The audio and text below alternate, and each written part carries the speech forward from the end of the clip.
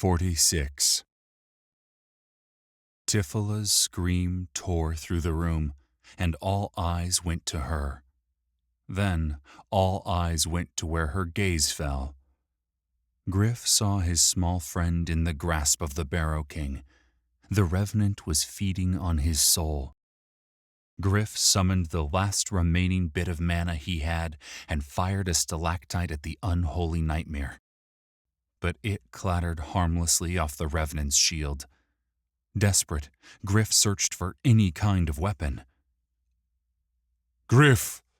he heard Ovrim yell. His head whipped towards the warrior monk, who stood, arm held at his side. He was too far away to do anything, but hefted his red saber and tossed it towards Gryph. "Go!" Ovrim yelled as the sword flew towards Gryph. Gryph sprinted, easing himself under the blade like a wide receiver running under a quarterback's pass. He caught the blade in mid-run and rushed to the barrier separating him from Wick. Gryph gripped the saber with both hands and forced the point into the shield. A surge of mana rushed into him as the elementum blade drained the shield's power. He pushed harder, and the tip forced itself deeper into the shield. More power rushed into him, and still the blade sunk deeper. Gryph saw his friend's head loll back just as the shield collapsed. "No!" Gryph screamed as the Barrow King let Wick's limp body fall to the floor. The noise seemed to catch the specter off guard, and Gryph jumped, forcing every bit of the stolen mana back into the blade. The Barrow King's eyes flared emerald as the tip of the sword bit deep into its neck.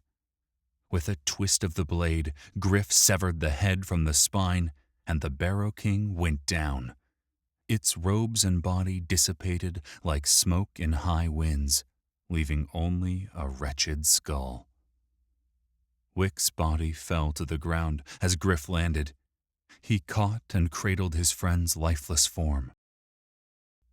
Death is nearly always silent. That's one thing they don't tell you. Perhaps it's the shock. Wick's death was silent. Tifola was the first one there, the imp perched on her shoulder, her eyes stained by tears, but she held a simple grace in her. Ovrim limped up a moment later. Neither could help Gryph as he looked from the lifeless eyes of his friend to their grief-filled ones. Tifola kneeled down and brought a gentle touch to Wick's face. She smiled through her tears. "So brave, so foolish, my love." A look of odd calm came over her face, as if she realized she'd forgotten something at home.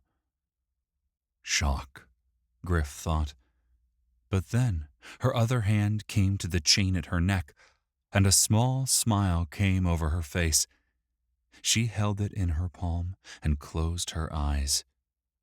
Gryph wondered if it was a gnomish ritual and had no idea what he should do. Then her eyes snapped open.